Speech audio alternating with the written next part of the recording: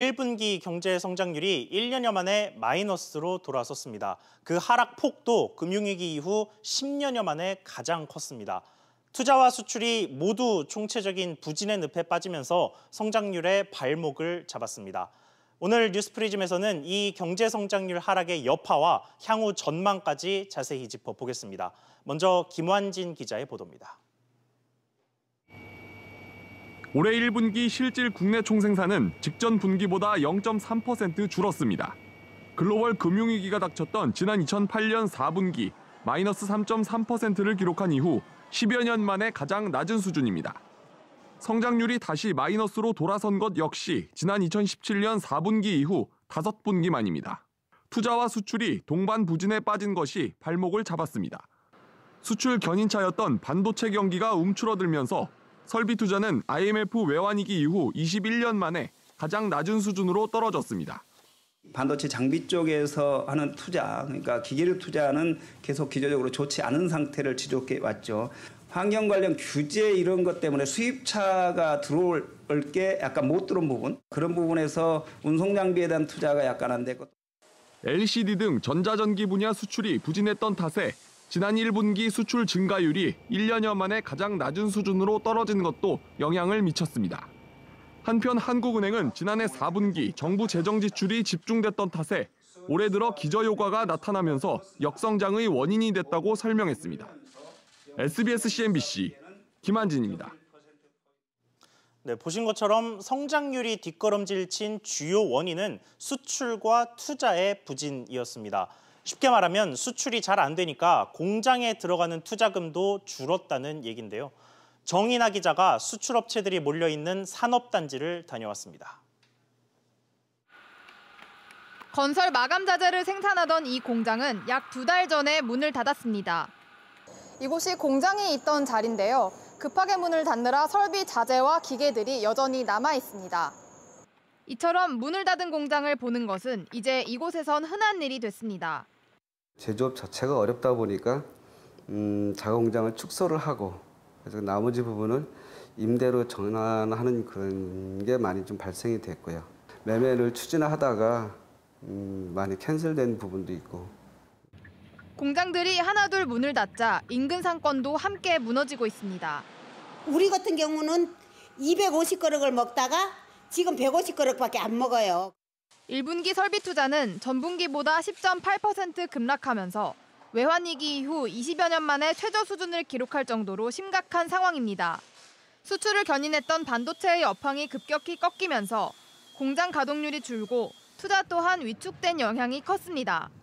특히 주력 부문에 대한 수출 감소가 이어지면서 제조업 가동률이 하락하고 민간 투자 부진에도 영향을 주고 있습니다. 수출 부진이 투자 감소로 이어지고 고용과 소비에도 악영향을 미치는 악순환이 우리 경제의 발목을 잡고 있습니다. SBS CNBC 정인아입니다. 네, 이렇게 1분기에 충격적인 수치가 나오자 당초 예상했던 성장률 전망조차 흔들리는 것 아니냐는 우려가 나옵니다. 성장률 목표 달성 가능할까요? 취재기자와 이 부분 자세히 짚어보겠습니다. 이한승 기자 나왔습니다. 이 기자, 네. 먼저 이번 성장률 악화 앞서 좀 보기는 했습니다만 네. 어느 한 군데가 경제에서 나빠진 게 아니고 전체적으로 다 부진했어요. 네, 말씀하신 대로 생산, 투자, 소비 같은 전반적인 경제 지표가 다 부진했고요. 그중에서도 특히 이 대외적 여건이 나빠진 영향이 컸습니다. 이 대외 의존도가 높은 우리 경제의 특성상 미중 무역 분쟁이나 중국의 긴축 정책, 그리고 주요국의 통화 정책 정상화 등 이 세계 경제에 대한 하방 압력이 거세지자 지표들이 나빠질 수밖에 없었던 겁니다. 그렇다면 이 한국은행의 우리 경제 앞으로 전망은 좀 어떻습니까? 일단 한은은 과도하게 비관적일 필요는 없다 이렇게 평가를 내렸습니다. 예. 그러면서도 이 수출과 투자 등 주요 지표가 하반기로 갈수록 회복되는 흐름을 보일 것이다 이런 전망도 함께 내렸는데요. 한은의 성장률 목표치를 보면 상반기에 2.3%, 하반기에 2.7%입니다. 1분기에 마이너스 0.3%를 기록한 상황에서 2분기에 1분기보다는 1.5% 더 성장을 해야 상반기 목표 달성이 가능할 것으로 보이고 있습니다. 그렇군요. 그러면 지금 이 기자가 이야기한 대로 2분기에 1.5% 성장이라는 게 가능할까요? 이미 1분기에 마이너스를 기록했는데 말이죠. 그렇죠. 사실 이 2분기 1.5%라는 것은 이 올해 성장률 전망치 목표치를 달성하려면 어쩌면 그 부분에 대한 전제 조건이 될 텐데요. 예. 일단 쉽지는 않을 것으로 보입니다. 아마 이번 달 수출도 지난달보다 감소폭이 커지면서 5개월째 마이너스를 기록할 가능성이 지금 커진 상황이거든요. 예. 그래서 굉장히 걱정되는 상황인데 하반기에 회복될 것이라는 한은의 전망과 달리 이 투자 부문도 내내 안 좋을 것이라는 전망이 나오고 있습니다. 그리고 지난 2월에 봤을 때 생산과 소비, 투자 모두 트리플 마이너스를 기록한 것도 향후 전망을 어둡게 하는 요인이 되고 있습니다. 예. 다소 긍정적인 한은의 전망에는 사실 이 추경 편성이 자리를 하고 있는데요. 예. 정부는 추경만으로 성장률 목표 달성이 가능하다고 보지는 않고 있고요. 또 추경안의 국회 통과가 늦어지면 늦어질수록 그만큼 성장률 견인 효과도 줄어들 수밖에 없는 상황입니다. 네, 그러니까 뭐 한은의 전망보다는 다소 좀 현 상황이 비관적이라고 보는 시각들이 많다는 얘기인데 그렇죠. 이렇게 성장률이 안 좋아지면 한은이 꺼내드는 카드 중에 가장 강력한 것 중에 하나가 이 금리 인하, 기준금리 그렇습니다. 인하잖아요. 이게 네. 나올 가능성은 있습니까? 일단 이주열 총재는 금리 인하를 검토할 시기는 아니다라고 못을 박았습니다. 예. 하지만 세계 경기 둔화에 속도가 붙고 있는 만큼 우리 경제도 그 여파를 피하기는 힘들 것으로 보입니다. 그러면서 국내외 연구기관들 중에서는 하반기에는 금리 인하를 하지 않겠냐 이렇게 전망하는 곳도 있어서 한은의 입장 변화에 이목이 쏠리고 있습니다. 그렇군요. 이 기자 이야기 잘 들었습니다. 이렇게 후퇴한 경제 상황은 사람들의 씀씀이에도 고스란히 반영됐습니다. 지난 한 해 동안 우리 국민들이 얼마나 소비를 했나 봤더니 사실상 모든 가구에서 소비를 줄인 것으로 나타났습니다. 류정훈 기자가 보도합니다. 고용할 수 있는 그 일자리가 없잖아요. 서민들은 전에는 카페 가도 부담이 없었는데 지금 카페 갈 생각을 못 해요. 너무 심각하니까. 옛날에는 외식하러도 많이 가고 했는데 지금은 남편이 월급 받아오는 그 상승률이 이게 일정치가 않으니까 그게 줄일 수밖에 없어요. 지갑 열기를 꺼려하는 시민들의 모습은 통계에서도 고스란히 나타났습니다. 지난해 가구당 월 평균 소비 지출액은 253만 8천 원. 한 해 전보다 0.8% 감소한 규모이고 물가 상승률을 고려하면 감소율은 2.2%로 늘어납니다. 저소득층만 소비 지출을 줄인 게 아니었습니다. 월 평균 소득이 700만 원 이상인 고소득층 가정도 지난 한 해는 씀씀이를 적지 않게 줄였습니다. 지난해 내내 부진했던 고용 사정의 여파가 소비 위축으로 이어진 결과로 풀이됩니다. 가구 소득의 그 3분의 2 이상을 차지하고 있는 것이 근로소득이기 때문에 한 5분의 1 정도를 차지하는 그 사업소득과 그 3분의 1을 차지하는 이제 근로소득이 고용에 영향을 많이 받은 것 같습니다. 월 평균 소득이 100만 원이 채 되지 않는 저소득층 가구나 1인 가구 사정은 더 딱합니다. 주거비나 식료품 구입 등 의식주에 필요한 지출이 대부분이었는데도 소득보다 더 많은 돈을 지출하는 이른바 적자 지출을 감수해야 했습니다. 실질 소득을 늘려 소비와 투자를 활성화하겠다는 정부의 소득주도 성장 기조가 또다시 거센 반론에 부딪히게 됐습니다. SBS CNBC 류정훈입니다. 다음 소식입니다. 한국 GM이 창원의 도장 공장 착공식 일정을 연기한 것으로 확인됐습니다. 미국이 수입 자동차에 관세를 부과할지 다음 달 결정하는데 이게 우리 자동차 업체들의 판매에 미치는 영향이 큰 만큼 그 결과를 지켜보겠다는 이유에서입니다. 권세욱 기자의 단독 보도입니다. 도널드 트럼프 미국 대통령은 다음 달 18일까지 수입 자동차에 관세를 적용할지 결정합니다. 최대 25%의 관세가 매겨지면 완성차 업체들은 큰 타격을 받습니다. 이에 따라 한국 GM은 신차인 CUV 생산을 위한 도장 공장의 착공식을 연기했습니다. 오는 29일 열릴 예정이던 착공식은 다음 달 27일로 미뤄졌습니다. 트럼프 대통령의 관세 부과 결정 후로 일정이 늦춰졌습니다. 한국 GM이 개발을 맡게 될 CUV는 창원 공장의 미래 먹거리 차량입니다. 생산량의 85% 이상이 북미로 수출될 예정입니다. 관세가 부과된다면 창원 공장은 큰 타격을 받을 수밖에 없습니다. 불확실성이 높은 가운데 4천억 원 이상을 투입하기가 쉽지 않은 상황입니다. 25% 관세가 부과되면 공장 2곳의 문을 닫을 수밖에 없다고 한 현대자동차와 사정이 다르지 않습니다. 25% 관세라는 것은 차를 수출하지 말라는 뜻하고 똑같습니다. 경제 기치는 영향이 상당히 크기 때문에 관세 부가 대상이 된다 그러면은 우리나라 이 자동차 산업의 미래는 상당히 좀 어둡다고 봅니다. 일각에서는 임금단체 협상을 앞둔 한국GM이 유리한 고지에 서기 위해 이른바 공포 마케팅을 하는 것이란 주장도 나옵니다. 한국GM은 이에 대해 착공식 시점은 참석자들의 일정 등이 파악된 후 결정될 것이라며 CUV 생산을 위한 투자는 예정대로 진행되고 있다고 설명했습니다. SBS CNBC 권석입니다. 아시아나항공 매각 작업이 본 궤도에 올랐습니다. 매각 주관사가 결정되면서 이르면 다음 주 실사가 진행될 것으로 보입니다. 자세한 내용 취재기자 연결해서 알아보겠습니다. 김성훈 기자. 네, 김성훈입니다. 네, 매각 주관사 어디로 결정됐습니까? 네, 금호산업은 아시아나항공 매각 주관사로 크레디트 스위스 증권을 선정했다고 밝혔습니다. 선정 사유에 대해 금호 측은 항공산업에 대한 이해와 연내 매각 확실성 등을 꼽았습니다. 이번에 선정된 크레디트 스위스는 금호그룹과의 인연이 깊은데요. 과거 금호의 대한통운인수와 매각, 금호의 대우건설 매각, 그리고 박삼구 회장의 금호석유화학 지분 매각 등을 자문한 적이 있습니다. 네, 그러면 향후 일정은 어떻게 진행됩니까? 네, 이르면 다음 주 채권단이 자체 실사에 들어갈 것으로 예상됩니다. 이 실사를 통해 자체적으로 매각 금액을 책정하게 되는데요. 6월쯤에는 인수합병 공고를 내고 본격적인 인수 대상자를 선정하는 작업을 진행할 것으로 예상됩니다.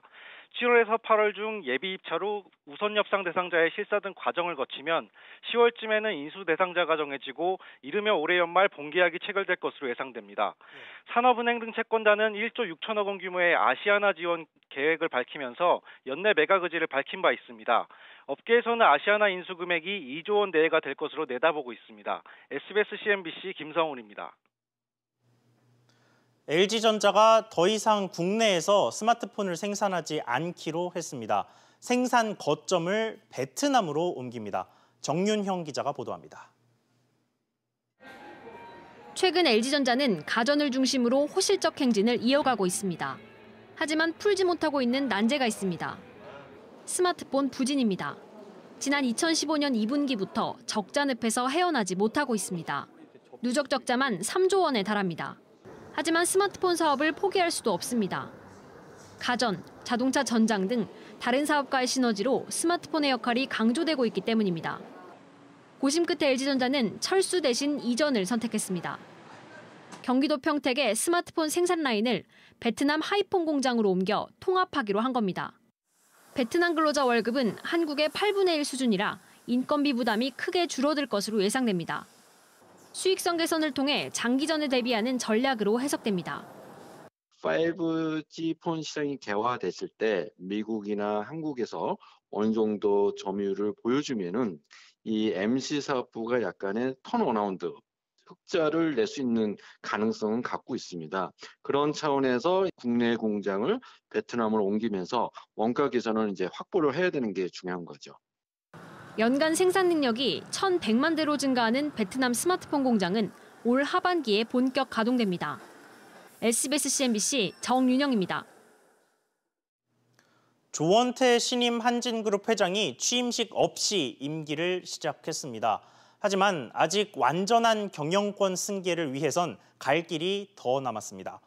비행기는 이륙한 뒤 3분을 조심해야 한다는 이른바 마의 3분 이야기가 항공업계에 있는데요. 지금 한진그룹이 딱 그런 모양새입니다.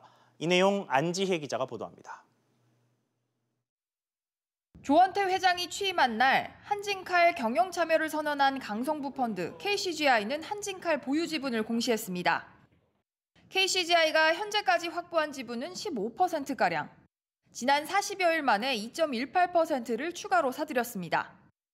이제 최대 주주인 고 조양호 회장과 지분율 차이가 2.86%까지 좁혀졌습니다. 지금 같은 추세라면 당장 내년 주주총회 표대결에서 조원태 회장의 자리는 위태롭습니다. 조 회장이 내년 주주총회에서 사내이사 재선임에 실패하면 아버지 조양호 전 회장처럼 회장직은 유지하되 직접 경영에서는 손을 떼야 하기 때문입니다. 때문에 증권가에서는 조 회장이 상속세 마련을 위해 지분 매각을 택하진 않을 거란 전망이 나옵니다. 이제까지 다른 그룹사들이 해왔던 상속 관련된 행위를 보면 주식은 대부분 받고 관련된 상속세는 뭐 주식담보대출로 해서 내든지 아니면 외부에서 다른 차입을 하든지 주식수는 지금 줄이기가 어려운 상황일 거라는 거고. 하지만 관건은 우호 지분 추가 확보입니다. 단순히 기존 지분을 지키는 것만으로는 KCGI의 공세를 막아내기가 어려워서입니다. 따라서 조 신임 회장은 조만간 오너일과 이미지 쇄신은 물론 미래 비전을 제시해야 할 것으로 보입니다. 이루기에는 성공했지만 조원태 후에게는 아직 마의 3분 구간이 남았습니다. SBS CNBC 안지혜입니다. 오늘부터 소득 하위 20% 노인들에게 최대 30만 원의 기초연금이 지급됩니다. 만 6세 미만 아이가 있는 가정은 소득이나 재산 수준에 상관없이 10만 원을 받게 되는데요. 오수영 기자가 보도합니다. 매달 25일은 기초연금과 아동수당이 나오는 날입니다. 기초연금은 65세 이상 노인 중에서 소득과 재산을 기준으로 하위 70%에게만 지급됩니다. 소득 하위 20% 노인들은 그동안 25만 원을 받았는데 이번 달부터는 최대 30만 원, 부부 가구일 경우 최대 48만 원을 지급받습니다. 소득과 재산에서 주거비 등을 공제하고 난 소득 인정액이 혼자 사는 경우 월 5만 원, 부부 등 노인 가구는 월 8만 원 이하면 30만 원의 기초연금을 받을 수 있습니다. 전체 기초연금 수령자 516만 명 가운데 134만여 명이 대상입니다. 정부는 30만 원 지급 대상을 단계적으로 늘려나갈 계획입니다. 우리나라의 노인 빈곤율이 상당히 높은 상황입니다. 올해 같은 경우는 소득 하위 20% 선까지, 내년에는 소득 하위 40%, 그리고 2021년까지 전체 기초연금 수급자에 대해서 지급액을 30만 원으로 다 인상을 할 계획입니다. 아동수당은 만 6세 미만 아이가 있는 모든 집에 부모 소득이나 재산에 상관없이 월 10만 원씩 지급됩니다. 지난해엔 소득 상위 10%는 지급 대상에서 제외됐었습니다. 소득 상위 10%를 선별하는 데 드는 비용이 전국적으로 최대 1,600억 원에 달해 대상자 모두에게 아동수당을 지급하기로 바뀐 겁니다. 한편 오는 9월부터는 만 7세 미만 아이가 있는 집까지 아동수당 지급 대상이 더 넓어집니다. SBS CNBC 오수영입니다. 오늘부터 가정용 달걀은 전문업체의 선별 포장이 의무화됩니다. 세척과 검사, 살균 조치까지 허가받은 업체들이 전담하기 때문에 이물질이 묻은 달걀이나 깨진 달걀 등의 유통은 크게 줄어들 전망인데요. 취재기자 연결해서 이 소식 자세히 알아보겠습니다. 박연신 기자, 기존의 유통구조와 비교하면 이게 어떤 점이 달라지는 건가요? 네, 기존 유통 시스템은 농가에서 생산된 달걀이 세척 등 농가 자체 위생 절차를 거치면 바로 도매상으로 넘어가는 구조였는데요. 지난 2017년 살충제 달걀 파동 이후 지난해 축산물 위생관리법이 개정되면서 선별 포장업체가 위생관리를 전담하는 구조로 바뀌었습니다. 이에 따라 오늘부터 시중에 유통되는 가정용 달걀은 전문업체가 자동화 시스템을 이용해 선별과 세척, 검사, 살균, 포장 등을 맡게 됩니다. 그만큼 소비자들이 안심하고 달걀을 구입할 수 있도록 유통 중간 단계에서 깨지거나 이물질이 묻은 달걀 등 위생 관리를 더 강화하겠다는 겁니다. 다만 업계의 원활한 적응을 위해 내년 4월 24일까지 계도 기간을 두기로 했습니다. 이 선별 포장 전문 업체들도 관리를 해야 될 텐데 이거는 어떻게 됩니까? 지난해 관련 법안 통과 이후 지금까지 등록된 전문 업체는 모두 56곳인데요. 이들은 자동화 설비를 갖추고 당국의 허가를 받아 선별 포장업을 진행하게 됩니다. 문제는 처리 용량인데요. 식약처에 따르면 현재 연간 달걀 생산량은 100억 개 정도인데 이들 업체가 처리할 수 있는 규모는 46억 개 정도로 절반에도 미치지 못합니다. 정부는 올해 말까지 허가 전문업체 수를 100개로 늘리고 계도 기간이 끝나는 내년 4월 전에 전량 선별 포장이 가능토록 할 계획입니다. 지금까지 SBS CNBC 박연신입니다. 이번 달 월급 얼마나 들어왔는지 확인해 보셨습니까? 아마도 지난달과 비교했을 때 크게 줄거나 혹은 반대로 늘었을 겁니다. 건강보험료 정산 때문이라고 하는데 이게 무슨 말인지 취재기자 연결해서 알아보겠습니다. 장가희 기자, 이번 달 직장인 월급에 건강보험료가 정산됐다는 게 무슨 말입니까? 네, 지난해 건강보험료 조정분이 이번 달 월급에서 정산된 건데요. 건강보험공단은 전년도 보수를 기준으로 직장인에게 건보료를 부과한 뒤 이듬해 4월 지난해의 보수 변동을 확정해 정산하는 절차를 매년 밟고 있습니다. 건강보험공단에 따르면 직장인들은 지난해 임금이 인상됐으면 급여에서 건보료를 추가로 더 내고 반대로 보수가 깎였으면 환급받게 됩니다. 성과급이나 상여금, 호봉승급 등으로 지난해 보수가 올랐다면 덜 낸 건보료를 더 내고 보수가 줄었다면 더 낸 보험료를 다시 돌려받는 식입니다. 정산보험료는 지난해 냈던 건보료를 다음 연도 4월까지 유예했다 납부하는 것으로 보험료가 일률적으로 증가하는 건강보험료 인상분과는 별도입니다. 네, 그렇군요. 그러면 평균적으로 정산된 보험료가 얼마나 됩니까? 네, 1인당 평균 정산 보험료는 14만 6천 원으로 집계됐습니다. 2018년 기준 정산 대상 직장인 1,400만 명 중 보수가 늘어난 876만 명은 가입자와 사용자가 각각 평균 14만 8천 원을 내야 합니다. 보수가 줄어든 297만 명은 가입자와 사용자 각각 1인당 평균 8만 원을 돌려받습니다. 정산 결과 추가 부담액이 4월 보험료보다 많으면 5회에 걸쳐 나눠내게 됩니다. 보험료를 환급받는 경우는 4월분 보험료에서 환급분을 뺀 금액만 고지됩니다. 지금까지 SBS CNBC 장가입니다. 규제 샌드박스. 아이들이 노는 모래 놀이터처럼 기업들이 규제 걱정 없이 혁신만 생각하라며 내놓은 정부 경제정책인데 오늘로 꼭 시행 100일을 맞았습니다. 그런데 걱정하지 말라던 규제에 기업들이 결과적으로 얽매이고 있다는 지적입니다. 엄하은 기자가 취재했습니다.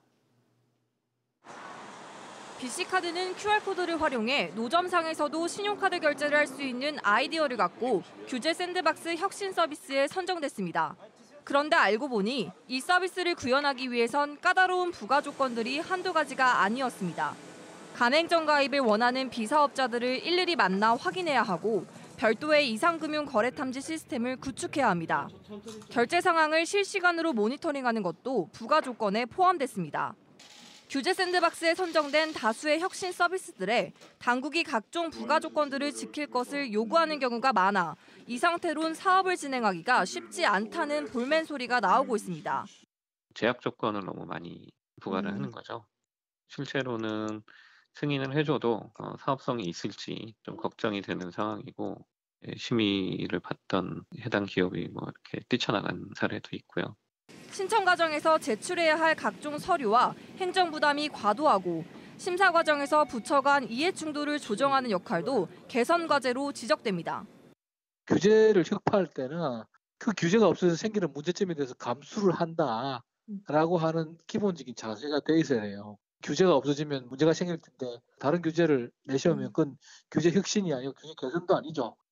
혁신을 기대하는 규제 샌드박스의 취지가 퇴색되지 않기 위해서는 정부가 좀 더 과감하게 문호를 열어줘야 한다는 지적이 잇따르고 있습니다. SBS CNBC 엄하은입니다.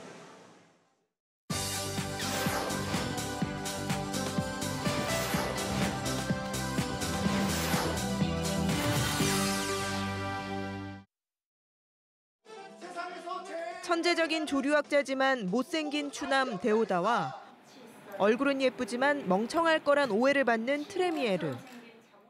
굉장히 중요한 근육 만들고 있어요. 제 얼굴 말고 제 몸을 보세요. 거울 앞에. 물론 그러고 싶죠. 하지만 당신의 얼굴이 날 자석처럼 끌어당겨요.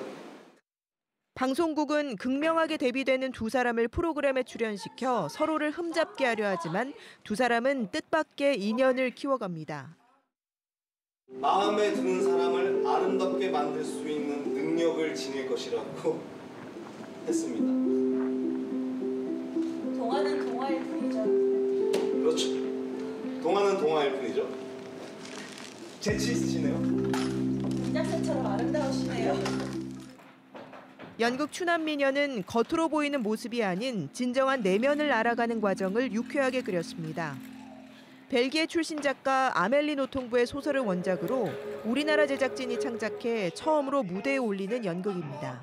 남녀 배우 단 2명이 여러 인물을 연기합니다. 역할에 따른 감정 연기와 이에 맞춰 변화하는 무대 연출이 돋보입니다. 샤를 페로의 동화 잠자는 숲속의 미녀가 발레로 관객들을 만납니다.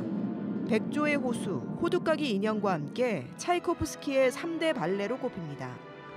국립발레단은 특히 마녀 카라보스 역할을 발레리노에게 맡겨 캐릭터의 카리스마를 살리고 극의 긴장감도 더했습니다.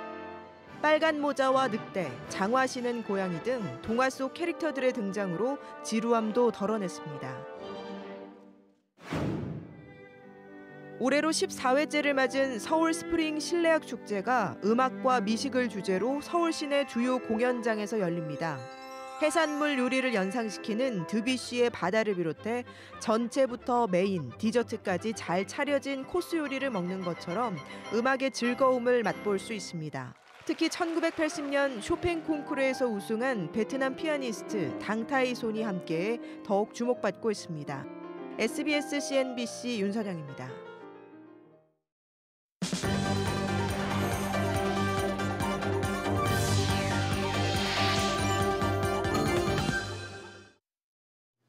이번 주 서울 아파트값이 0.06% 떨어져 24주 연속 하락세를 이어갔습니다. 신규 입주 물량이 많았던 강동구가 0.28% 떨어지면서 4주 연속 서울에서 가장 큰 낙폭을 기록했습니다. 서울 전셋값도 지난주보다 0.05% 하락해 26주 연속 하락세를 기록했습니다.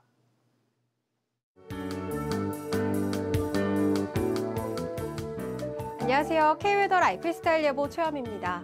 현재 위성 영상 보시면 전국 곳곳으로 비가 내리고 있습니다. 이 비는 내일 아침이면 서쪽 지방과 강원 영서는 대부분 그치겠고요. 일부 중부 내륙과 전북 동부는 저녁까지, 강원 영동과 경상도는 밤까지 비가 이어지겠습니다. 한편 내일은 북서쪽에서 찬 공기가 유입되며 낮 동안에도 종일 쌀쌀하겠습니다. 서울 낮 최고 기온이 13도로 평년 기온을 6도가량 크게 밑돌겠는데요. 옷차림 따뜻하게 챙겨 입으셔야겠습니다. 내일은 기압골의 영향을 받다가 벗어나 고기압 가장자리에 들겠고요. 미세먼지 농도는 전국이 좋음 수준 보이겠습니다. 중부지방 아침이면 서쪽을 시작으로 비가 그치겠고 대전과 청주는 저녁까지 이어지겠습니다. 한낮엔 서울 13도가 되겠습니다. 동해안 지방 밤까지 비가 이어지면서 낮 최고 기온 한 자릿수에 머물며 춥게도 느껴지겠습니다. 남부지방 저녁까지 비가 오는 곳이 있겠고요. 아침 기온 광주 10도에서 한낮엔 전주, 대구 13도에 머물겠습니다. 주말까지는 평년 기온을 밑돌며 쌀쌀한 날씨가 이어지다가 다음 주부터 다시 포근해질 전망입니다. 날씨였습니다. 오늘 뉴스프리즘 여기까지입니다. 시청해 주셔서 감사합니다.